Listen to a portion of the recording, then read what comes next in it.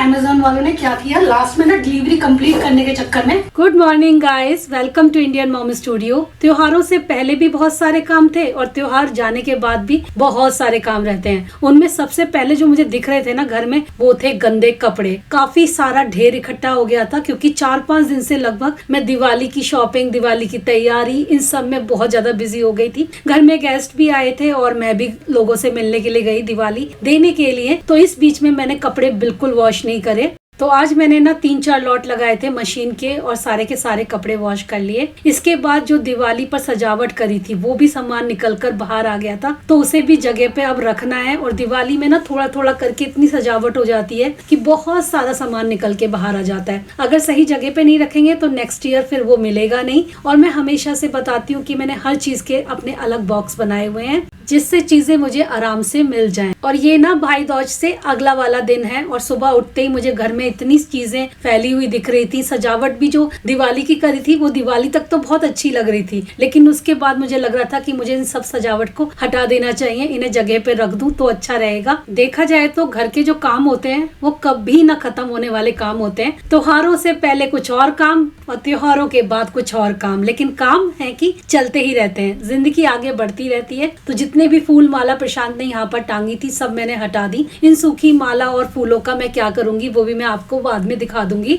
दीदी के घर से जब मैं लौट रही थी तो जाते वक्त जिया जी ने ना ये कड़ी पत्ते का पेड़ गाड़ी में रख दिया था, क्योंकि मैं दीदी को बोल रही थी मेरे घर में कड़ी पत्ते का पेड़ नहीं है, सूख गया है। दिवाली में ना एंट्रेंस में मैंने ये वाली उर्ली इस्तेमाल करी थी, इसमें पानी और फूल वगैरह डाल के पानी निकाल के इसे मैंने सूखने के लिए बाहर छोड़ दिया, क्योंकि ये मिट्टी की है तो मैंने सोचा इसे थोड़ी धूप लगने देते हैं। जितने भी ये दिए थे सजावट वाले सब मैंने इकट्ठे कर लिए। अभी मैं इन दियों को साफ करके अपने दिवाली वाली डेकोर वाले बॉक्स में ही रख दूंगी। ये वाले दिए तो काम आ ही जाएंगे और अगले साल नए दिए फिर से आते हैं, वो तो जरूरी होते हैं हर साल नए दिए खरीदने। जो पुराने दिए होते हैं वो रंगोली वगैरह पे रखने के लिए काम आ जाते हैं। किसी भी फेस्टिवल पर हम लोगों को ना फूलों से अपने घर को सजाना बहुत अच्छा लगता है। बाद में जब ये फूल बच जाते हैं तो इनका कैसे इस्तेमाल करना है वो भी मैं आपको बताऊंगी। यहाँ पर जो नए लक्ष्मी गणेश हम लोग लेकर आए थे उन्हें मैंने मंदिर में विराजमान कर दिया है। और आप प्लीज मुझे बताइएगा, जब आप नए लक्ष्मी गणेश मंदिर में विराजमान कर देते हैं तो पुराने लक्ष्मी गणेश का क्या करते हैं? आपके जवाब का मुझे इंतजार रहेगा। प्लीज कमेंट सेक्शन में जरूर आंसर दीजिएगा। मैंने अभी क्या किया है वो भी मैं आपको दिखा देती हूँ। पुराने लक्ष्मी गणेश को मंदिर में ऊपर की तरफ ही रख दिया है, उन्हें मैंने यहाँ से हटाया नहीं है, क्योंकि हम लोग पूरे साल इनकी पूजा करते हैं। तो ऐसे में बिल्कुल भी अच्छा नहीं लगता जब लोग अपने घर के भगवान को उठाकर पेड़ों के नीचे या सड़क के पास कहीं भी रखकर चले जाते हैं। ऐसा लगता है जैसे आपने फैमिली का कोई मेंबर अपने घर से बाहर निकाल दिया है। बहुत ही बुरा फील होता है। तो प्लीज आप लोग जरूर बताना कि आप लोग क्या करते हैं, आगे से मैं भी वही करूंगी। तो ये है मेरा दिवाली वाला बॉक्स जिसमें सारा दिवाली का सामान रहता है। इसके अलावा एक बैग भी है जो ब्लैक कलर का आप देख रहे हैं, उसमें भी सामान रहता है। तो ऐसी चीजें भी खाने वाली जो मैं इस दिवाली पर यूज नहीं कर पाई, लेकिन मंगाई दिवाली के लिए ही थी, लेकिन मुझे दिवाली के बाद मिली है। दिखाती हूँ आपको वो 2 चीजें, बहुत सुंदर है। अगली बार दिवाली पर जब लगाऊंगी बहुत खूबसूरत लगने वाली है। थोड़ा लेट मिली वरना इस दिवाली पे ही लग जाती। और ये ना हैंडमेड है, जिनसे दीदी ने ये बनवाई है वो घर पर ही काम करती हैं, तो बहुत ही सुंदर उन्होंने बनाया है। ये मेरा जाना हो पाया दिवाली के बाद, इस वजह से मुझे लेट मिली वरना पहले ही मिल जाती। ये देखिए, तो ये ना बहुत ही सुंदर बंधनवार है, जो कि आपको हो सकता है कि कैमरे में इतने अच्छे से ना पता चल रही हो, क्योंकि जब दीदी ने मुझे कैमरे में दिखाई थी ना वीडियो कॉल में तो मुझे इतना खास पसंद नहीं आई थी, लेकिन जब उसने मुझे घर पर दिखाई बहुत ही खूबसूरत लग रही थी। ये देखिए बहुत ही प्यारी है। मैं इसका क्लोजअप दिखाऊंगी आपको, क्लोजअप में समझ में आएगा इसका डिजाइन। बहुत ही सुंदर बनाई है उन्होंने।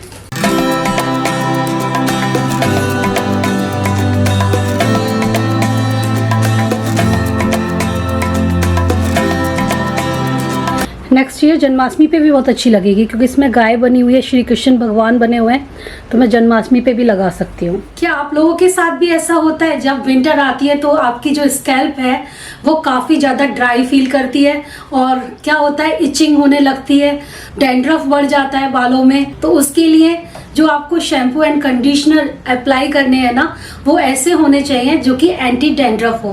जैसे कि मैं यहाँ पर यूज करती हूँ ममा अर्थ के lemon anti dandruff shampoo and conditioner. इन दोनों में ही लेमन और जिंजर की गुडनेस है। हम बहुत सारे DIY भी ट्राई करते हैं विंटर के टाइम पर, जैसे कि कर्ड लेकर उसमें हल्का सा लेमन मिला लेते हैं और बालों में अप्लाई कर लेते हैं। इससे भी डैंड्रफ रिड्यूस होता है, लेकिन डेली डेली ये जो है पॉसिबल नहीं हो पाता। कभी कभी आप बहुत जल्दबाजी में भी होते हो या जॉब पर जाना होता है, बहुत सारे अलग काम होते हैं आपको, तो आप उसे अप्लाई नहीं कर सकते रेगुलरली। लेकिन आपको डैंड्रफ से रिलीफ चाहिए तो ये सबसे बेस्ट सोल्यूशन है कि आपका जो शैम्पू और कंडीशनर है उसमें लेमन और जिंजर की अगर गुडनेस है तो वो बहुत हद तक आपका जो डैंड्रफ है उसे रिड्यूस करने में हेल्प करेगा। साथ में आपके बाल भी शाइन करेंगे। और इसी के साथ लेमन क्या करता है ना, आपकी इची स्कैल्प को सूथ करने में हेल्प करता है। और जिंजर में एंटी बैक्टीरियल प्रॉपर्टीज होती हैं जो कि डैंड्रफ को वापस नहीं आने देती। तो जब आप इसे रेगुलर इस्तेमाल करोगे तो आपके बालों में से 100% ये डैंड्रफ को रिड्यूस कर देगा, जड़ से खत्म कर देगा। इसी के साथ ये टॉक्सिन फ्री है, मेड सेफ सर्टिफाइड है और डर्मेटोलॉजिकली टेस्टेड भी है। ममाअर्थ के जितने भी प्रोडक्ट होते हैं वो केमिकल फ्री होते हैं, नेचुरल इंग्रेडिएंट से बनाए जाते हैं, इसीलिए आपके बालों के लिए पूरी तरीके से सेफ भी है। जब आप इसे बाल वॉश करोगे तो आपके बाल काफी सॉफ्ट एंड सिल्की भी हो जाएंगे। विंटर के टाइम पर मैं ज्यादातर यही वाला शैम्पू एंड कंडीशनर अप्लाई करना पसंद करती हूँ। और इसके अलावा आपको पता है ममाअर्थ की जो गुडनेस होती है वो केवल उनके प्रोडक्ट में ही नहीं बल्कि वो इस वैल्यू को भी स्टैंड करते हैं। तो जब भी कोई भी प्रोडक्ट आप ममाअर्थ की वेबसाइट से जाकर परचेज करते हो तो वो आपके ऑर्डर को लिंक कर देते हैं अपनी वेबसाइट पर किसी एक ट्री के साथ। इस तरीके से ममाअर्थ ने 2025 तक 1 मिलियन ट्री लगाने का इनिशिएटिव लिया है, जिसमें आप भी पार्टिसिपेट कर सकते हो यहाँ से कुछ अपने लिए बाय करके।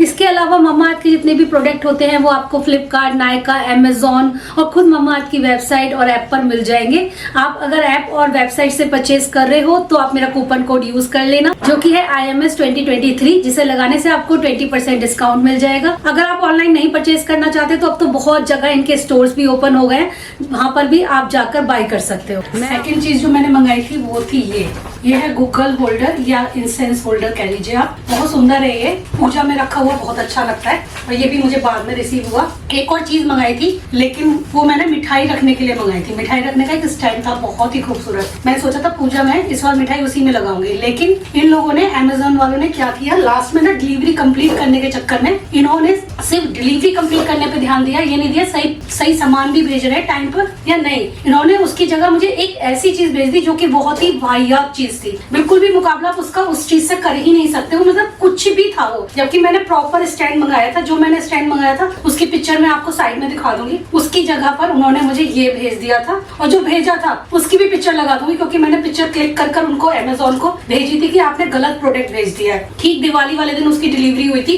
मेरा पूरा मूड खराब हो गया था। मुझे लगा था कि मैं इस बार थोड़ा सा अच्छे से दिए विए लगा के एंड देन अच्छे से मिठाई वगैरह डेकोरेट करके रखूंगी भगवान जी के आगे, लेकिन बस फिर मूड खराब हो गया। और ऐसा ना मेरे साथ दूसरी बार हुआ है। एक बार मैंने कुछ सामान मंगाया था और उसकी जगह हमें ना लकड़ी के पट्टे भेज दिए थे। लिटरली हम लोगों को लकड़ी के पट्टे भेजे थे, कम से कम 8-10 पट्टे थे और वो तो वापस भी नहीं जा पाए क्योंकि जिससे हमने वो डिलीवरी मंगाई थी उन्होंने डिनाई ही कर दिया। वो पैसे हमारे बिल्कुल ही बर्बाद हो गए थे। दिवाली के टाइम पे ये लोग ऐसा कर देते हैं कभी कभी। ये है बहुत ही सुंदर है ये, लेकिन मैं इसे दिवाली पर नहीं यूज कर पाई। ये मैं नेक्स्ट टाइम यूज करूंगी। बहुत सारा सामान समेटना है, इतना सामान निकल जाता है दिवाली पे पता ही नहीं चलता। सब बालकनी से, बाहर से, इधर उधर से मैं इकट्ठा करके ले आई हूँ। अब सबको ना इस बॉक्स में भरूंगी, इसमें फूल वगैरह जो भी चीजें हैं, फिर एक और बैग है उसमें भरूंगी, फिर जगह पे रखूंगी। आज का दिन इसमें जाने वाला है लग रहा है। अभी मैं पता है जो पूजा के फूल बच गए हैं, वैसे तो बहुत सारे बचे हैं, मैं धीरे धीरे करके ही बनाऊंगी। तो मेरे पास ना यहाँ पर है ये गेंदे के फूल, गुलाब के फूल, बेला के फूल, साथ में सूखे पान के पत्ते भी हैं। तो मैंने इन सारी चीजों को ना धागे में से निकाल कर अलग कर लेना है और इससे मैं बनाऊंगी होममेड गुगल। और होममेड गुगल बनाने के लिए क्या क्या चीजों का इस्तेमाल करेंगे वो भी मैं आपको अभी दिखा दूंगी। ये होममेड जो गुगल होती है बहुत ही खुशबूदार होती है। आप इसे मॉर्निंग के टाइम अपने मंदिर में जला सकते हो। इससे ना पूरे घर में बहुत अच्छी खुशबू आती है क्योंकि फूलों की अपनी एक खुशबू होती है। उसी के साथ हम इसमें कुछ ऐसे इंग्रेडिएंट भी डालने वाले हैं जिनकी वजह से और भी खुशबूदार हो जाएगा आपका गुगल होममेड। और इसमें कुछ नहीं करना है, घर का ही सारा सामान इस्तेमाल करना है। तो अब चलो बना लेते हैं इसे।